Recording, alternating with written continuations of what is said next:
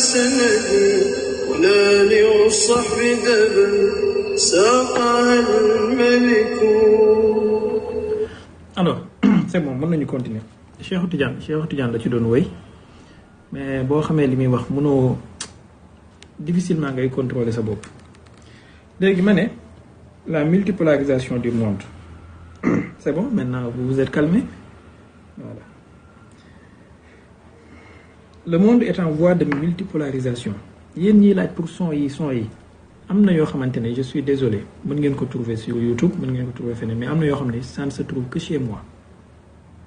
Voilà, parce que ki koy def daf koy def envoyé ma ko man directement pour man la ku ma ko joxul doo ko am. Par exemple xaaral ma wàll leen gis ngeen bii ku ma ko joxul amu ko, ce n'est que pour moi et ça a été que pour moi. ana mu sax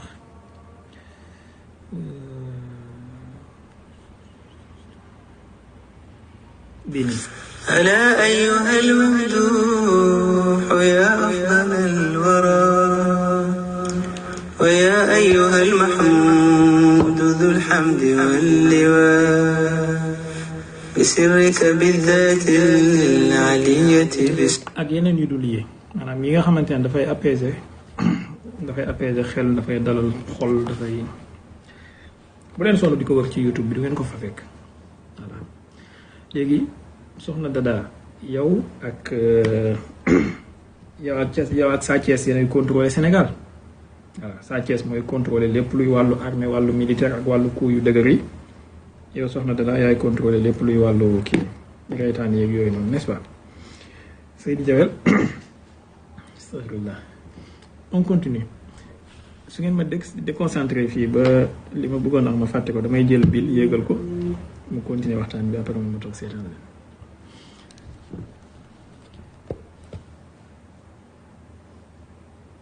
Non, son nom c'est Ibnu Wahabi.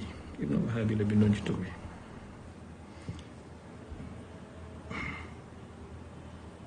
Léegi ma ne le monde est en voie de multipolarisation. Lu tax mooy pour que nga nekk pôle ci àdduna bi il suffit pas juste nga am ay armes yu avancées, nga am ay technologie yu moderne,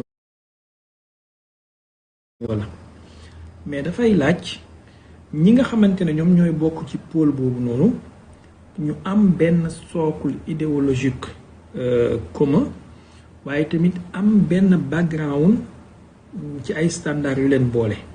Donc du nekk rek ay armes, du nekk ay commerce ak yu mel noonu wala ay voies de commerce alternatives. Par exemple Amérique ak le monde occidental pôle la parce que dafa am lu bari lu leen boole te ñoom dañ koy wax sax boo déggee ñu naan les valeurs occidentales, les valeurs de l'Occident, n'est-ce pas?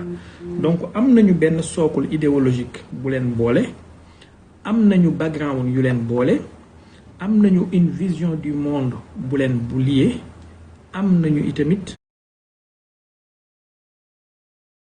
ay idéaux yoo xamante ne moom la ñuy défendre. De sorte que tey soo demee dans l'Occident li nga xamante ne nii ki bokk ci ñoom daf koy def ñu accepter ko ku bokkul ci ñoom su ko defee dañ ko koy bañal. Prenez juste l'exemple tey guerre bi di am nii. La Russie bi mu attaqué Ukraine ñëpp a jug sanctionné Russie, ñëpp a jug dénoncé ko. Israël ak Amérique bi ñu attaqué Iran kenn sanctionné wul Israël, kenn sanctionné wul États-Unis. wa ala hada faqis boo demee ci ancienne Union soviétique c'était un pôle moom itamit parce que am na ay idéaux yu leen boole woon, am na background historique bu leen boole woon, am nañu une vision du monde bu leen boole woon. C'est-à-dire anthropologiquement pôle bi il faut que ñi koy composer mu am lu leen boole ba pare ñu am ay intérêts communs. Tey dans le monde occidental li ñuy tuddee le G7+, bon plus bi dañ ci yokku Japon rek mais à part ça tous les pays du G7 ñu ngi ci le monde occidental. Dans le monde occidental qui est le pôle occidental ñoom ñëpp ñoo bokk façon bi ñu bëgg a doxalee àdduna bi ci li ñuy tuddee ay liberté, ci li ñuy tuddee ay droits de l'homme, droits des minorités, ci li ñuy tuddee ironiquement le droit des races supérieures sur les races inférieures boo ko mënee waxee noonu, maanaam on vient vous apporter la démocratie par des bombes, par des missiles. On vient vous civiliser parce que vous êtes des barbares. Et nous, quand on commet des crimes de guerre, ce ne sont pas des crimes de guerre. Par contre, quand vous commettiez des crimes de guerre, ce sont des crimes de guerre abominables, et ainsi de suite. Benen bi mooy tey jii dans le monde occidental ñoom ñëpp ñoo bokk système financier bi ñu gisee àdduna bi, c'est-à-dire il ne se soucie pas que système bi changé. Visa la, Mastercard la, American Express la, Swift la, transaction bancaire Western Union la, MoneyGram la ak yu mel noonu. Donc soxlawuñ luy basculer wala luy bousculer hiérarchie boobu noonu. Ils sont bien là-dedans et ils sont très confortables ci seen zone boobu noonu. Sur le plan militaire, voilà, autant le ak AIS biram. Donc ils peuvent faire des nettoyages ethniques, ils peuvent attaquer des pays, détruire des civilisations, renverser des régimes sans problème. Sans problème. Donc, sur le plan des questions sociétales itam da ngay gis ne daanaka ñoom ñëpp à quelques exceptions et des nuances près ñoom ñëpp ñoo bokk standard global bi. Léegi pour que nga am beneen pôle buy mën a rivaliser ak pôle bi pour que ñu mën a wax monde multipolaire, il faut que pôle boobu itamit mu am le minimum de ces genres de choses yi nga xamante ne moo lié moo linké pôle bële. Mooy tey boo xoolee li ñuy tuddee le pôle des BRICS wala le pôle en devenir des BRICS, ce n'est pas encore benn pôle bu constitué wu mais c'est en devenir. Les BRICS bokkuñu ay intérêt. Par exemple li nga xamante ne mooy intérêt wu Chine nekkul forcément intérêt wu Inde. Li nga xamante ne mooy intérêt wu Iran nekkul forcément intérêt wu Émirats arabes unis mooy Dubaï ak Abu Dhabi. Li nga xamante ne mooy intérêt wu Russie nekkul forcément intérêt wu Égypte. Li nga xamante ne mooy intérêt wu Égypte nekkul forcément intérêt wu Éthiopie te ñoom ñëpp ñu ngi ci biir BRICS, n'est-ce pas? Li nga xamante ne mooy intérêt wu Russie nekkul forcément intérêt wu Iran. Li nga xamante ne mooy intérêt wu Afrique du Sud nekkul forcément intérêt wu Brésil. te ba pare ci seen pôle boobu noonu amul kenn koy mën a wax ne de façon absolue ci domaine yépp moom mooy jiite moom mooy joxe le la maanaam moom mooy wane la direction et puis ñëpp topp ci ginnaawam comme ni mu amee dans le pôle occidental nga xam ne les États-Unis ce sont les chefs. Voilà, quand ils tapent sur la table tout le monde se rallie. Alors que fële il y a la Russie à côté qui a ses forces et ses faiblesses. De l'autre côté il y a la Chine qui a aussi ses forces et ses faiblesses. Il y a aussi l'Inde qui a ses contradictions avec son multi-alignement. Il y a aussi les Iraniens, les Émiratis. L'Iran actuellement est en train de taper sur les Émirats. Les Émirats sont en train de financer la guerre qui est menée contre l'Iran. Il y a aussi l'Égypte qui est contre l'Éthiopie. Ils ont des problèmes de frontières. Donc, il y a des contradictions. Ça ne peut pas permettre de assumer ou de avancer que ne pôle la bu taxawal bopam buy créer ben monde alternatif. Ndax tay so xolé li arranger Iran du lolu moy arranger Inde. On sait tous que Iran et Inde actuellement ils sont en opposition complète ci une vision géostratégique. Même Chine et Inde tay Inde dafa bokku ci ay alignement yo xamantene ni ak ay coalition ak ay alliance yo xamantene ils sont foncièrement contre la Chine, n'est-ce pas? Manam dafa am ben coalition wala ben alliance bo xamantene ñi ko composé moy Inde, Émirats, Israël ak États-Unis. Ñu ngi koy tuddé I2U2. Vous pouvez le rechercher di ngeen ko gis. Le I2U2 là, madame I2, U2. Ben genre conférence là, ou alliance, bo xamantene les deux I, moi Inde et Israël, les deux U, moi United Arab Emirates et United States of America. C'est un objectif beaucoup na ci, du lolu kessé mais beaucoup na ci créer ben genre zone d'échange économique bo xamantene da fay contourner les routes de la soie yi nga xamantene mom les Chinois yi initié. J'aimerais bien que quelqu'un m'explique naka nga mëna waxé né yow pôle nga nek ci ben groupe bu melni BRICS ba paré di créer wala di nek ci alliance bo xamantene objectif am moy contrer la Chine bi nga xamantene mom moy moteur économique bu BRICS. J'aimerais bien qu'on m'explique cela, comment ça peut se faire. Mu ngi mel tay ji rek mané la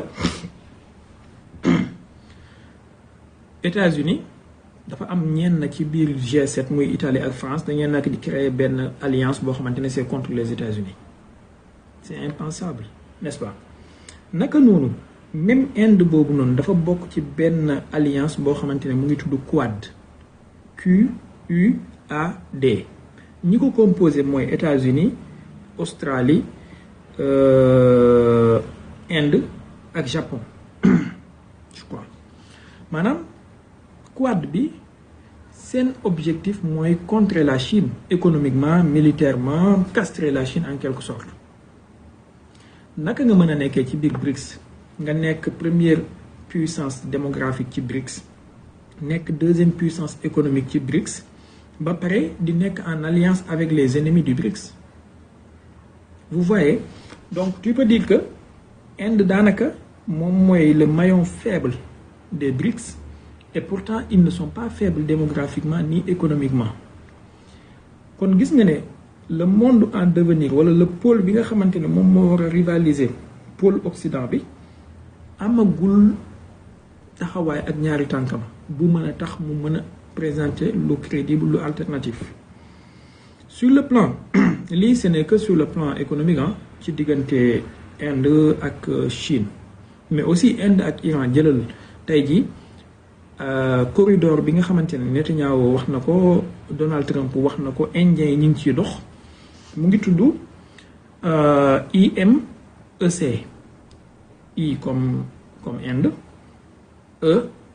M comme Maroc comme C IMEC boobu noonu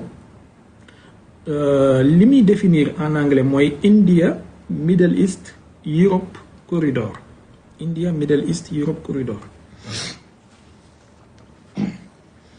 li ko tax a jóg mooy créer benn genre corridor économique boo xamante ne dafay jugee Inde jaar ci Moyen-Orient bi à travers le détroit d'Ormuz traverser Émirats ak Arabie Saoudite jaar ci Israël pour approvisionner Europe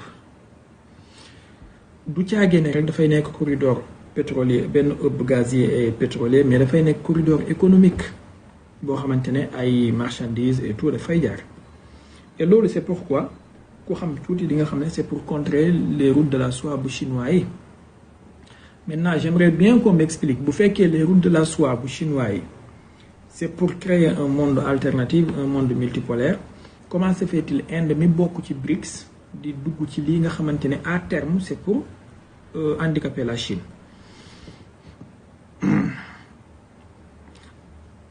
quatrième point bi mooy Iran maanaam corridor bi ma leen wax nii mooy IMEC mënul am lu dul su jaaree ci kaw lu dul su jaaree à travers kii bi kii nu mu tëddee détroit d'Ormuz bi ñuy wax nii léegi le détroit d'Ormuz kan moo koy contrôler actuellement de fait ce sont les Iraniens et les Iraniens ils sont en opposition actuellement politique avec l'Occident ils sont en opposition militaire avec les Émirats avec l'Arabie Saoudite avec Israël maintenant Inde étant allié wu Israël étant allié wu Occident ci yenn domaines yi ils ne se soucieront pas pour jàppale la coalition s'il le faut ñu daaneel pouvoir bi en Iran ñu def changement de régime pour avoir un régime beaucoup plus conciliant avec leurs intérêts donc vous voyez un peu c'est beaucoup plus mitigé et c'est beaucoup plus complexe qu'on veuille le croire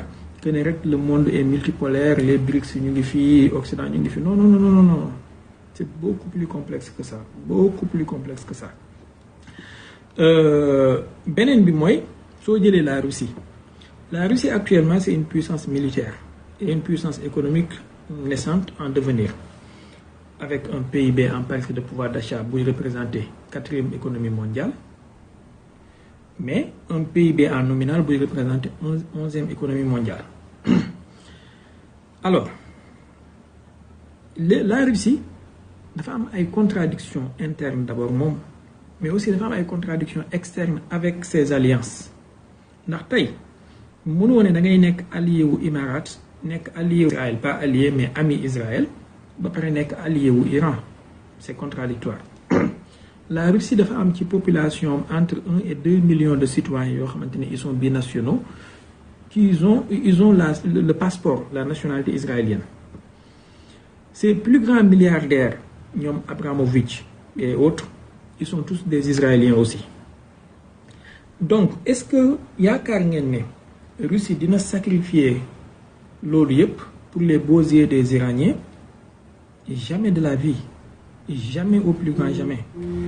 Alors, beneen bi mooy tey les Émirats ak les pays du Golfe li ñu mën a jëriñ Russie ci alal ak ci échange économique, la réalité mooy Iran mënu ko koo jëriñ. Ultimate s'il te plaît bàyyi leen saaga yi.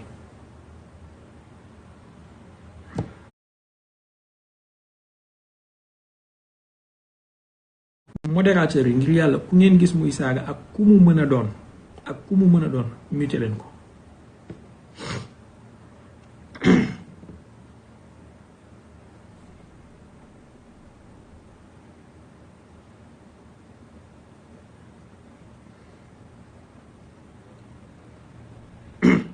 Donc je disais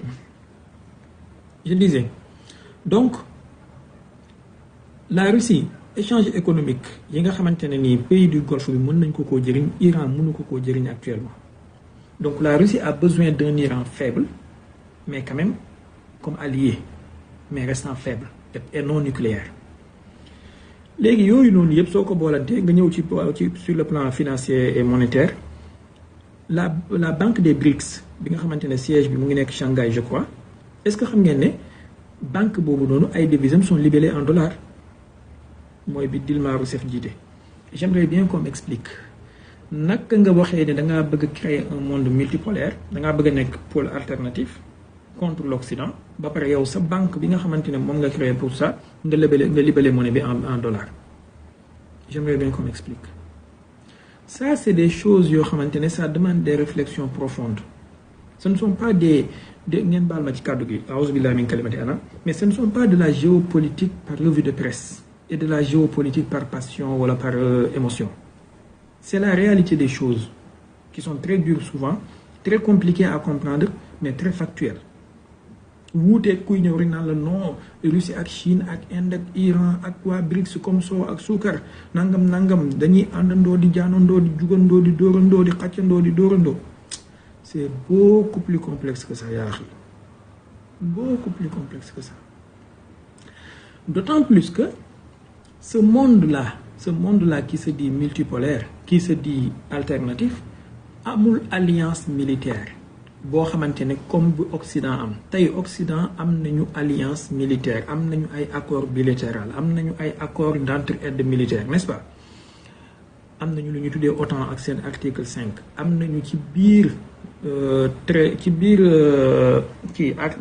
traité wu Union européenne, article je crois 23 la xawma 43, je entre les deux, je confonds entre les deux, mais benn ci yooyu am nañu ay clauses yoo xamante ne dafay lier tous les pays de l'Union européenne avec l'OTAN.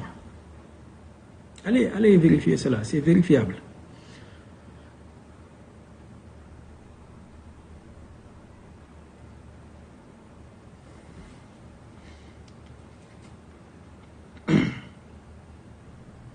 Je crois que c'est 23, oui. Je crois que c'est 23.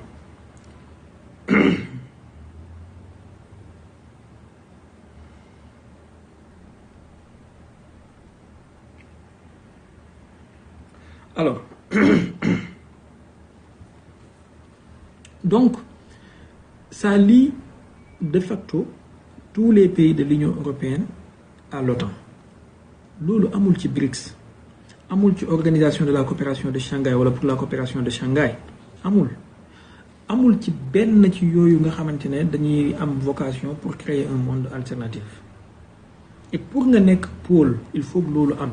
Tey jii li tax ma ne leen sànq Union soviétique pôle la woon mooy yooyu yëpp dafa existé woon, mais force est de constater que monde bii ñu jëm nii yooyu amu fa wala amagul fa bokk. Maintenant am na ay évolution yu commencé di am ci ay échanges entre les pays par devise nationales yeeg yooyu lu mel ni tey Russie ak Chine ñu ngi def ay échange ci seen monnaie locale lu mel ni Iran mu ngi commencé di bàyyi yenn bateau yi pour ñu jàll en payant par rialu iranien bi wala yuan chinois bi ak yooyu noonu mu ngi commencé di am ndànk-ndànk mais c'est pas encore institutionnalisé de sorte que mën nga wax ne loolu mën na créer benn menace bu existentielle ci le dollar américain. Bon, en politique il ne faut jamais dire jamais mën nañu am benn effet catalyseur la ñuy wax xawma buy ñëw bousculer mbir mi accélérer ko mu mën a gaaw ba nga xamante ne le CFPC bu chinois yi je crois noonu la bu chinois yi dina mën a remplacer à terme le SWIFT. Mais bon, je suis désolé de vous le dire, peut-être ça va vous décevoir encore, le monde n'est pas encore multipolaire. Il est en voie de multipolarisation mais pas encore multipolaire. Voilà. wax naa ci tuuti mën naa ci gën a yaatal mën naa dugg ci yeneen détails mais au risque de vous faire entrer ci yenn domaines yoo xamante ne xëy na ça va compliquer un peu les choses mën nañu yem fii peut-être su amee ay questions de profondeur mën nañu gën a avancer insha allah. En tout cas Seydina Ali ibn Abi Talib dafa waxoon ne xaatibu naas ala qadri uqulihim moo tax parfois may bëgg nit ki poser question ma doog koo tontu ndax pour ma xam ki à travers la question posée di nga xam niveau wu nit ki comme ça nga xam ni ngay calibrer sa réponse ak ban niveau ngay dugg ak moom mais su ma toogee fi di leen expliquer yenn détails yoo xamante ne peut-être am na benn jabel bu nekk ci suuf boo xam ne xamul notion yooyu dafay ngaan toog di ma xool n'est-ce pas.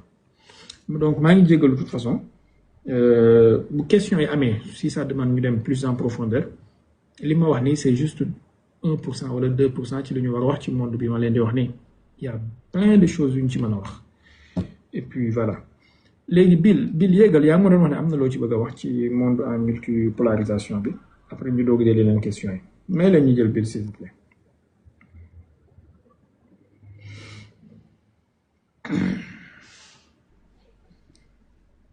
man xaw naa sonn sax de est-ce que su Bill pare du ma fay live bi Bill salaamaaleykum.